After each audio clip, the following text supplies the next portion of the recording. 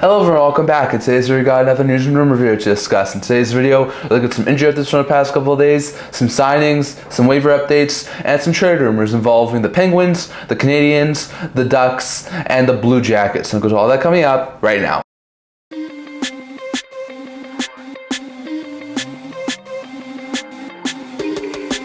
Hello everyone, welcome back to another video here at the Nintendo Hockey channel. Now before we get into this video, don't forget to like this video and subscribe down below. Same about report note to up you guys. So if you haven't already, don't forget to subscribe button down below and don't forget to comment down in the comment section below. So also listen to this video. So usually I would start the video off by discussing some signings for the past couple of days. Unfortunately, we have not had any signings for the past few days, so we're going to start today's video off by looking at some injury updates from the past couple of days. We have seen some injury updates. So to start with, the Ottawa Senators had Shane Pinto return to game action on Tuesday after missing a couple of games due to undisclosed injury. Good news there is the Sens get their third-line center back. Well, for the Winnipeg Jets, Ville Heinola starts skating in a non-contact jersey. Could be returning hopefully in the next couple of weeks. That could be a really good boost there for the Jets. Logan Stanley's out day-to-day with upper body injury and has been placed on injury reserve, so a bad blow there for the Jets as they lose a solid third-pair defenseman. For the Anaheim Ducks, Fabbri is out on IR with a lower body injury, so bad blow there for the Ducks, while Cam Fowler's out day-to-day and was also placed in IR with an ailment, and Mason McTavish also has an injury that he's dealing with right now and is out day-to-day, so some bad blows there for the Ducks as they lose a solid top six forward, a middle six forward, and a top four defenseman, so bad blows there for the Anaheim Ducks. For the Colorado Avalanche, Miles Wood and Jonathan Drouin have both started practicing in regular jerseys and could be nearing a return in the next game or two there for the Colorado Avalanche. So that's fantastic news there, and hopefully those two return in the not-too-distant future. For the Vegas Golden Knights, Victor Olofsson could be nearing a return from his lower body injury. Seems to be starting to skate a little bit more, seems to be progressing well from his injury. So hopefully in the next week or two, we could see Victor Olofsson be back for the Vegas Golden Knights. Sam Bennett's out day-to-day with the upper body injury. Bad blow there for the Panthers. Hopefully he's not going to miss too many games. He already missed Tuesday's game action, so hopefully he doesn't miss too much more. Yanni Hakanpää made his season debut on Wednesday after he was activated off the long-term injury reserve after recovering from his season-opening knee injury. So good news there for the Leafs to get Hakanpää back. He's a solid third-pair defenseman, so good to see him get back in the lineup there for the Leafs. For the Carolina Hurricanes, Riley Stillman was activated off of injury reserve, season-opening injury reserve that is, and was sent down to the minors. So it's the Canes still having a pretty decent D-core. They didn't need Stillman at this point. Buffalo's placed Mattias Samuelsson on injury reserve with a lower body injury. He's going to miss the next couple of games for the Sabres, so bad blow there for the Sabres. They lose a top four left shot defenseman. Jonas Brodin is questionable for Thursday's game action with a lower body injury. Hopefully he gets into game action, but it's a very lucky chance Brodin could miss the next game for the Minnesota Wild. St. Louis's Nick Leddy will miss the next 3 games. He's still dealing with the lower body injuries, so he's not going to be back for at least the next 3 games for the St. Louis Blues, so bad blow there for the St. Louis Blues. Hampus Lindholm's expected to miss weeks for Boston Bruins with a lower body injury. Bad blow there as the Bruins could have really used a top 4 defenseman like Hampus Lindholm right now, but he's going to be out for the next little while. Mike Riley, who's missed the past couple of games with upper body injury, has been out day-to-day for the last little bit, has been placed in injury reserve. Now, this is retroactive, so he could be activated in the not-too-distant future, but it's still bad news to see Riley go back on injury reserve there for the Islanders.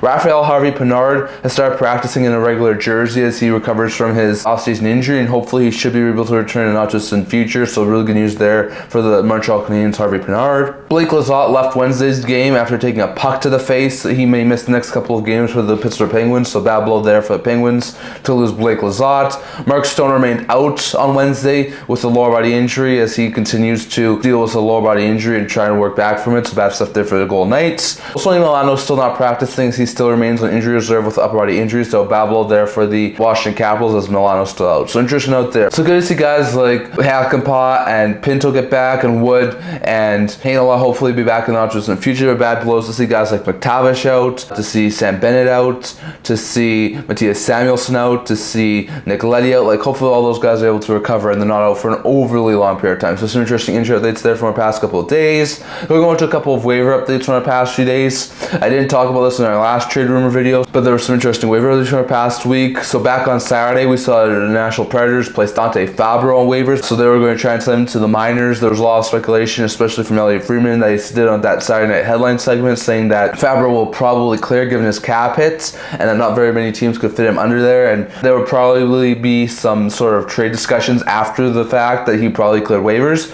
but he didn't. Fabbri was claimed off waivers by Columbus Blue Jackets. We talked about the Jackets for quite some time over the past couple of videos.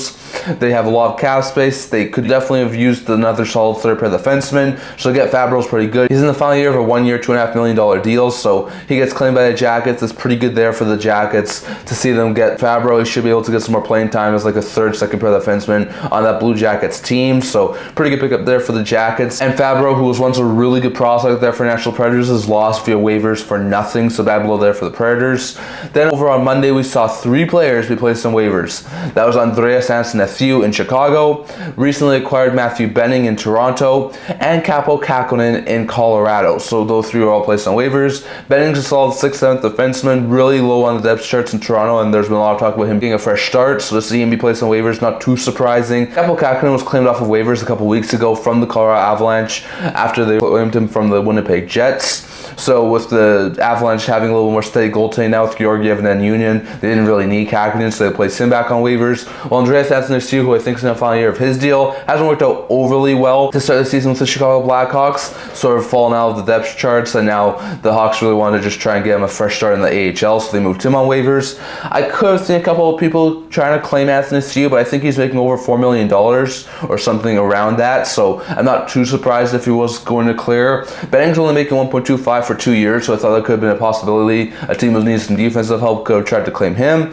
And Kahkonen, I thought there could have been a couple of teams out there who needed some backup help who could definitely use Kahkonen, so I thought there would have been a couple of options out there for some teams to try and acquire those guys.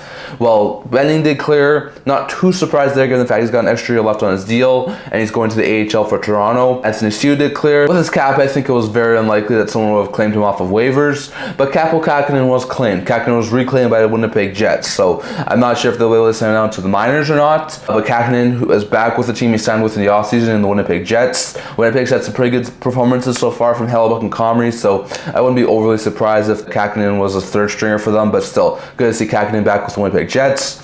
And then over on Tuesday, we saw 2 players be placed on waivers, and that was James Reimer in Anaheim.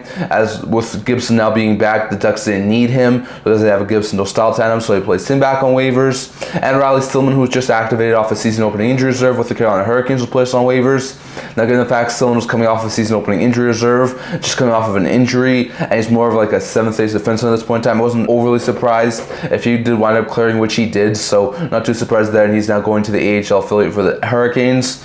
Well, for Reimer, he was reclaimed by Buffalo Sabres. Sabres placed him on waivers at the end of training camp, and he was claimed by Anaheim because of the Gibson injury, and now the Buffalo Sabres have reclaimed him, so they get their veteran goaltender back, so interesting note there. So some interesting waiver updates over the past couple of days, but Athanasiou, Benning, and Stillman were all placed on waivers and all did clear. Well, James Reimer was reclaimed by the Buffalo Sabres after being placed on waivers by Anaheim. Kahkonen was reclaimed off of waivers by Winnipeg after being placed on waivers by the Avalanche. And the Dante Fabbri was claimed off of waivers by the Columbus Blue Jackets from the Nashville Predators. So some interesting waiver updates from our past couple of days. And lastly, going over to a couple of trade rumors. Now, when it comes to the trade rumors, we've got a couple of things to talk about in this video. First, we're going to start with the Montreal Canadiens. Now, when it comes to the Canadiens, Elliotte Friedman was recently talking, I think it was back on the 32 Thoughts podcast earlier this week, and he was talking about the Montreal Canadiens, and he said that the Canadiens may start to try and just cut their losses because this season has gone absolutely atrocious for them. For the Habs, just before the win against Buffalo back on Monday, they had lost 6 straight and 10 of 12. They were not looking overly good. They're still 4 games below 500 and way out of a playoff spot in the Atlantic Division and one of the lower teams in the league. So it's not been an overly great season for a Habs team who was looking to try and have at least some competitive games later on in the season in like February or March. And at this point in time, it's looking like they're going to have another top 5 pick in the draft this year. So with that in mind, Elliotte Friedman wonders if they start to try and maybe not look for short-term upgrades like they've been mentioned as potentially looking at right now, and maybe consider to go full sell mode and try and move off some of their pending UFAs. Like this team actually has a couple of pending UFAs. They have Yoel Armia, they have Christian Dvorak, they have Jake Evans, David Savard. There's probably a couple of other guys too, but those are the main UFAs that they could try and deal this year's trade deadline. There's been a lot of talk about them trying to get a bomb sticks forward with edge. There's been some talk about them trying to get some sort of like a veteran-y type defenseman, but instead of trying to trade some low-end draft picks or some low-end prospects to try and get those short-term stopgap options there for the Canadiens. It's very likely that the Canadiens just try and cut bait with this season and maybe try and move off some pieces. It's just Elliotte Friedman speculation. No real guarantees that that's exactly what's going to happen. But with the Canadiens having such a bad start to the season and with them having so many pending UFAs, there's a very likely chance we could see Canadiens be major sellers again this year at the trade deadline. So we're going to have to wait and see on that. But with the Habs' bad start, look for them to try and potentially move off some pieces instead of trying to add. Going over to the Columbus Blue Jackets, Elliotte Friedman was also talking, I think it was on the Hockey News, if I'm correct, and he was mentioning the Columbus Blue Jackets, saying that Ivan Provorov is a name that is on a lot of teams' radars right now and a very likely trade candidate at the trade deadline. Now, Provorov's not had a bad season to start with this year, but he's a decent player. He can play top four, maybe even top pair of minutes. He's a left-shot defenseman. He's making, I think, $4.5 million for the rest of this year. He's a pending UFA, so a team wouldn't have to commit to him for an overly long period of time, and the Jackets could get a massive return because as more and more of these pending UFAs wind up signing like a Jake McCabe, the list of pending UFA defensemen goes down and down. So I think there could be a lot of interesting parties there for a rental defenseman like Provorov. I think they could definitely obtain like a second round pick and a decent prospect, or maybe even a first round pick closer to the trade deadline. So we're gonna have to wait and see on that. But the Jackets have on a really sour streak right now. I think they've lost like 6 in a row. They're not having an overly great season so far. They're most likely going to be sellers at the deadline, and Provorov seems to be a name that's on a ton of teams' radar. So if a team's looking for some defensive upgrade, looking for someone who's not going to be on a longer term deal and who could definitely be sort of a stopgap option and help them in their top four, look for Provorov to be a name to be watching out for. So we're going to have to wait and see on that. Going over to the Anaheim Ducks, Chris Johnston was recently talking. I'm not sure exactly where it was. It might have been on TSN. And he was talking about the Anaheim Ducks, saying that Trevor Zegras is currently still available for the Anaheim Ducks, but they're not actively shopping him and not really interested in moving him at this point in time. When Johnston was talking about this, he said that Zegras' name is still out there in the trade rumor mill and that there are teams who are still potentially checking in on Trevor Zegras, but he says that the Ducks are not actively shopping him, they're not actively looking to move him, and that guys like John Gibson and Cam Fowler are way more likely to be moved at this point in time than Trevor Zegras is. Zegras has this year plus next year left at $5.25 million cap hit, then he's going to be an RFA. He's a really good, talented young forward, but it just seems like the Ducks have really soured on him over the past little while. He hasn't had the greatest of starts to the season this year, so it'll be interesting to see if Zegras does get moved or not. But guys like John Gibson, who I think has this year plus 1 or 2 more seasons left after that at $6.25 million cap hit, and Cam Fowler, who has this year plus next year left at $6.4 million cap hit, who are both more veteran type players who are looking for more fresh starts, I think could be more likely to get moved in not just the future than Zegras is according to Johnston. So we're going to have to wait and see on that, but Zegras' name apparently is still out there. It's still a very likely option for the Ducks to move him, but it's not a pressing matter for them. They're not actively shopping him, and guys like Gibson and Fowler might be moved before Zegras, so we're going to have to wait and see on that. And lastly, going over to the Pittsburgh Penguins. When it comes to the Penguins, Elliotte Friedman recently on a 32 Thoughts blog post was talking about the Penguins, and he says that the Eller move, which you saw a couple days ago, I did my separate video on that. I'll link up in the YouTube cards. But Eller was dealt to the Washington Capitals for a couple of draft picks. He says this is the beginning for Pittsburgh Penguins. Very likely we see some more moves happen between now and the trade deadline for Pittsburgh Penguins. He mentioned Drew O'Connor and Marcus Pettersson as 2 guys who are to watch for, who are in the pending UFAs, who are very likely to get moved by Pittsburgh Penguins if they continue to trend on the path of a team who's going to be a seller at the deadline. O'Connor's making under $1 million. He's got the rest of this year in his contract. He's a pending UFA, but he's actually fitting really well as a solid middle six forward. So with his cap hits and how well he's playing right now, there could be a ton of teams who have some interest in Drew O'Connor. On top of that, Marcus Pettersson's making, I think, just over $4 million.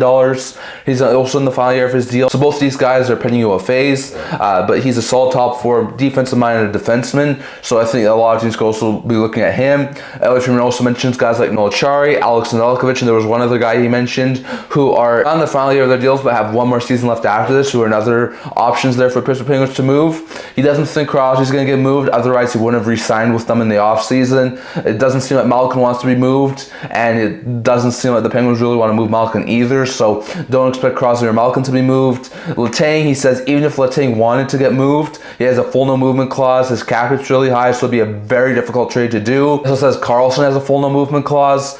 He wonders if that would be a potential option there for the Penguins to do too. Like, there's a lot of moving pieces here for the Penguins. This is not just a very quick short-term thing. There's a very likely chance the Penguins move a lot of pieces. And according to Elliotte Friedman, he says that the three things that the Penguins want most are young NHL players. That's the top priority for them. They want players who are established in the NHL, who are on the younger side of things. He says their second priority would be prospects. Young prospects who could definitely help this Penguins team forward. And he said the third option would be picks. So scale-wise, the Penguins want young NHL players, prospects, and then picks. So they definitely want to try and get younger. They still want to try and remain competitive while Crosby's still signed with that team. But it'll be interesting to see exactly what happens with the Penguins over the next couple of months. So interesting note there. But keep your eye on guys like O'Connor, Pettersson, Acciari, and Nedeljkovic as potential options there for the Penguins, which you consider moving them. So we'll have to wait and see on that. But that's what we're talking for today. I'd love to hear your thoughts on all this down in the comment section below. What do you think about Penguins? Do they move more pieces? Is that just the beginning? And if so, who could they move next? Do the Anaheim Ducks move Zegras? Or is that more of a less pressing matter and their Gibson and Fowler move first? Definitely love to hear your thoughts on that. What do you think about Provorov? Does he get moved? If so, what do you think a return could look like for the Columbus Blue Jackets? And what do you think about Montreal Canadiens? Is this season lost for them? And if so, could they try and move some of their pending UFAs and not just in the future? Definitely love to hear your thoughts on all of that. Plus the waivers and injury updates from our past couple of days. Definitely love to hear your thoughts on all of that down in the comment section below. It's on our title for today. Until this video, if you like to subscribe down below. Thank you all for your support. We know this love you guys. So if you haven't already, don't forget to subscribe button down below. Don't forget to comment down in the comment section below. This analysis in this video. Also a blog talking about news, rumors, analysis, stuff like that. So check that out. Leave a link down in the description below. And come and see you guys all for next video. See you guys soon.